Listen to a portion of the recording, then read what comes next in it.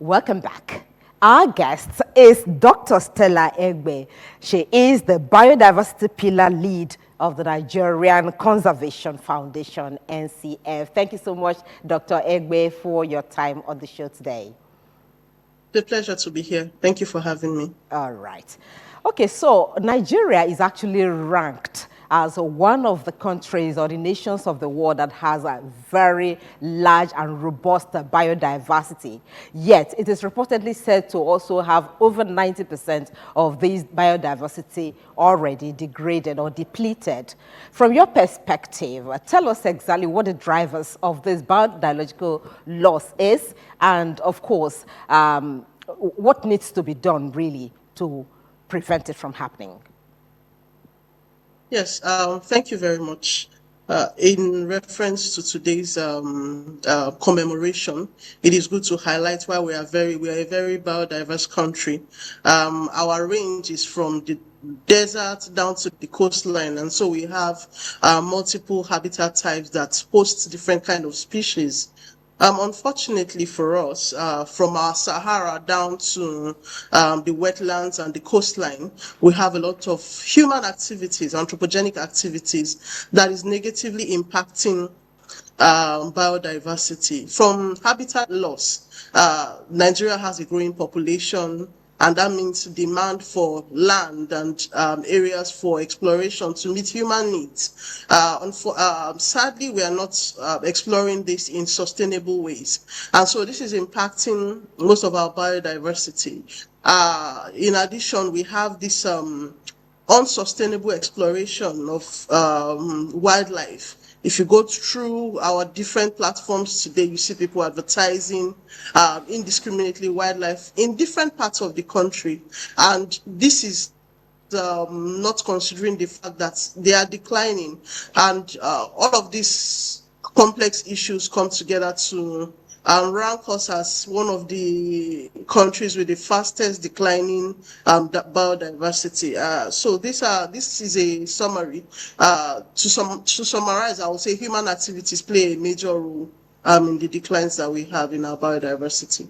The challenges or the drivers to biodiversity loss in Nigeria, if we would rank them, would say habitat alterations, degradation, and fragmentation ranks first.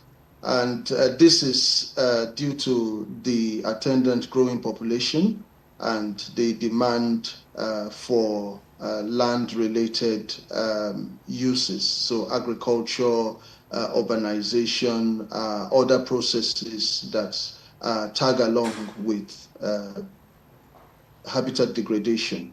And also, a major driver to biodiversity loss is illegal wildlife extraction and trade within the country. Nigeria has been ranked as one of the major hubs for transboundary trade in wildlife. And so when you take these two factors, put them together, you see how much of impact they can have on our biodiversity.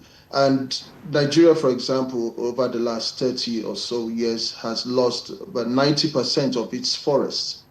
And if we have lost 90% of our forests, it presupposes also that the wildlife species, plants, animals that are within this forest have also declined significantly over the period. Yes. So how severe is the situation in the country really? What are the impact? Yes, if you look at the statistics today, we are losing our forest, our vegetation cover very fast, from logging for wood or timber. So we have species that have completely declined or they've reduced significantly. And sometimes these are the best examples are huge species that you can see. So for example, Nigeria has two elephant types. We have the savanna and forest elephants, and we used to have these in their numbers. Unfortunately, overexploitation of the habitats where you find these species, people are farming and encroaching these spaces. And then you also have people hunting for wildlife indiscriminately. And so when you put these two going on side by side, you realize that biodiversity is not shielded at any point. And today, for a country that used to have hundreds of elephants, we have less than 100.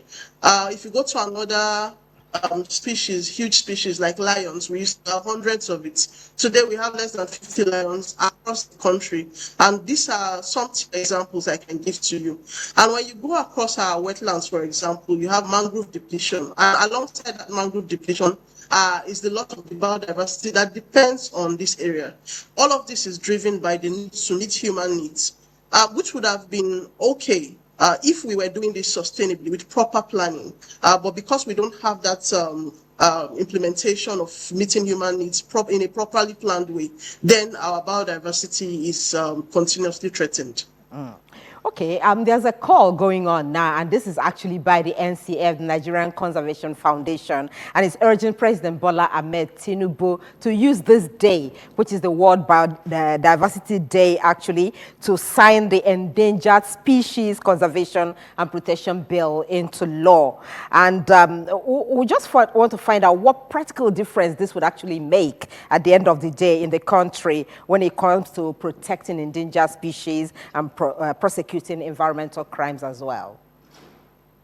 Yeah, the process of that bill was a very long one with broad stakeholders engagement that led to a series of hearings. And so the Senate has passed this. We know that there is a place of common sense when it comes to the use of resources and administering of resources, but there's also the place of the law. And we think that if the president assents to this, then in implementation of the law, there would be stringent penalties for those who break this law. And that will make an example that would, keep people and deter people from repeating such. If you look at the previous the pre-amended version of that law, you would see that the conditions, the punishments, the law is quite weak in dealing with wildlife trade, illegal wildlife trade, illegal wildlife extraction. And as it were, before the amendments, the law was more or less giving a pat on the back for people who are involved in these illegal activities that deplete our forests, our environments of wildlife, of animals and plants. And so this Endangered Species Protection Act is a very welcome development. I really commend the National Assembly for passing that. But we need to go beyond that, and that is where the assent by the president would really make the difference. Because now in this this bill that has been passed, we find that there are more stricter rules, stricter punishments for people who engage in illegal wildlife trade. We have a fine of about 12 million or even a jail term. So this can really serve as deterrent to people who are involved in wildlife trade. And beyond just the prosecutory aspects, also this bill would give financial organizations, institutions within Nigeria the opportunity to be able to trace the funds that are related to illegal wildlife trade. Because before now, we were not able to do much regarding tracing the funds. And many of these funds they go way up into all manner of organized crime. And as such, it's a very, very laudable opportunity that we have as a country to have the president sign this bill into law, so that we can see we can really put teeth to the process of ensuring that our wildlife and environment is protected. Okay, but Nigeria is not a country without laws. We also have the revised National Biodiversity Strategy and Action Plan, which of course aligns with the Montreal Protocol, which is a global biodiversity framework. And the target actually is to protect 30% of ecosystems by 2030. So it's not like there's no law or framework really, both at the national and global level to deal with this issue. But my question would be, how realistic is this target actually for Nigeria, and what concrete actions are needed to achieve this? I think these targets are very realistic. You're looking at protecting 30% of all habitat types across the globe by 2030, and it all has to do with proper planning. It is not just an indiscriminate law. We have protected areas, and all of our protected areas need to be effectively managed for the protection of biodiversity. And all of this is tied to the NBSAP, which you mentioned, which is a framework. The law is going to help strengthen the implementation of that framework. It's a guide, and stakeholders like the NCF help to implement that framework. But beyond the project implementation at different levels, and beyond the awareness that we raise, there is also a place of the law that is now there to help bring the results of some of these values. We also rank very high in illegal wildlife trade, and so this is where this law comes in. We rank high in indiscriminate advertisement of hunting of wildlife. If you go to our social media spaces, people are advertising all sorts of things, whether protected and unprotected. A law like this would kickstarts effective awareness, but it will also strengthen the enforcers, the law enforcement, to do their job effectively and in reality with current times. Okay, that's about international conventions and framework. But let's look at really what's going on, particularly on the social media today. It looks like it's a new trend, and that is illegal wildlife hunting and the promotion of animal cruelty. This happens a lot, you know, on the social media space, and it's generating a lot of concern now. But how exactly, what do you think this has caused damage, or is it causing damage actually to conservation efforts in Nigeria? And what role do you think even the tech giants themselves and the people can do to actually ensure that citizens help in tackling this challenge? This is a very poignant question, and I'm happy that we are beginning to talk about it. If you go to any of our social media platforms and you just look at wildlife sales, people are advertising live specimens, processed bushmeat. This is not what is obtainable for a country that wants to protect its biodiversity alongside other counterparts in different parts of the world. It makes an example of what should be an abnormality, making it a norm, and we should not allow that to sit.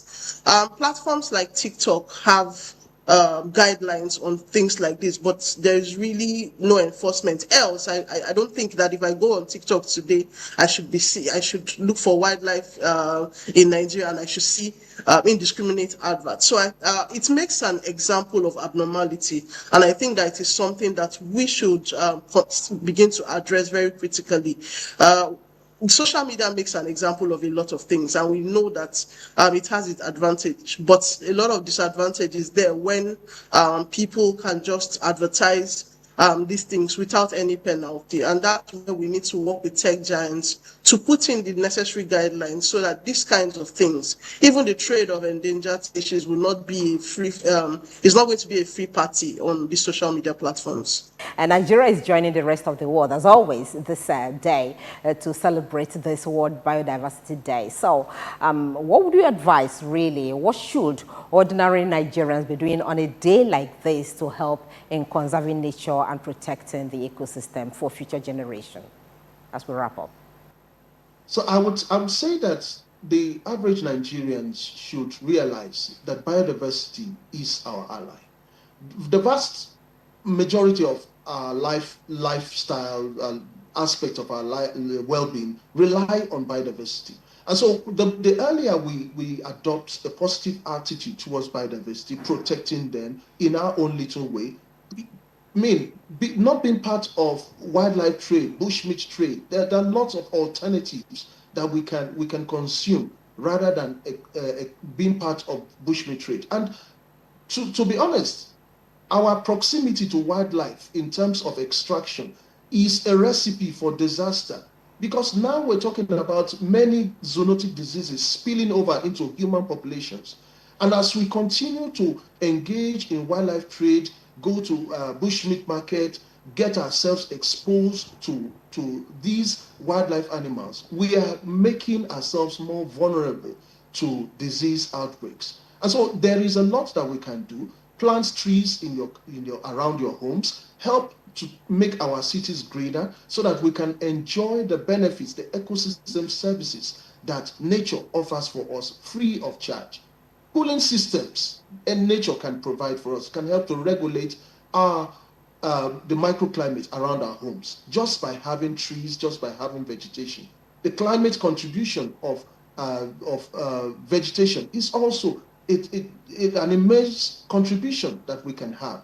And by doing all of this, we can ensure that we live in close harmony with nature, and reciprocating in a reciprocal manner, we also benefit from that which nature is doing for us free of charge. All right, we must thank you so much for your time with us on the program. Our guest has been Professor Soladoye Iwajomo, an associate professor at the Department of Zoology, Faculty of Life Sciences, University of Lagos. It's a pleasure to have you join us on the World Biodiversity Day. All right, have a great day and keep doing the good work you're doing on conservation efforts. Hello, we're welcoming you to our social media platform for more information about our program, Environment Today. On Facebook, you can reach us on Environment Today. On YouTube, subscribe, like, and share every of our episodes on Environment Today. Instagram, it is Environment Today. On Twitter, /Environment Today. And on WhatsApp, you can reach us on +234 8033 356 388. Catch up and do interact with us, and don't miss any of our environmental issues. Like, subscribe, and share. Thank you. All right, that has been our conversation on the World Biodiversity Day. This is aside to promote biodiversity issues. Nigeria is a very pronounced biodiverse nation among African nations, and so everyone should do their best to conserve nature and protect biodiversity. My name is Nkoli Omodu, and it's been a pleasure bringing this program to you. Do join us again same time next week for a fresh package. Until then, please remember that environment is life. So do your bit. We'll do ours from this end so we can all preserve it. From everyone on the Environment Today crew, we wish you the very best. Bye for now. My name is Nkoli Omodu.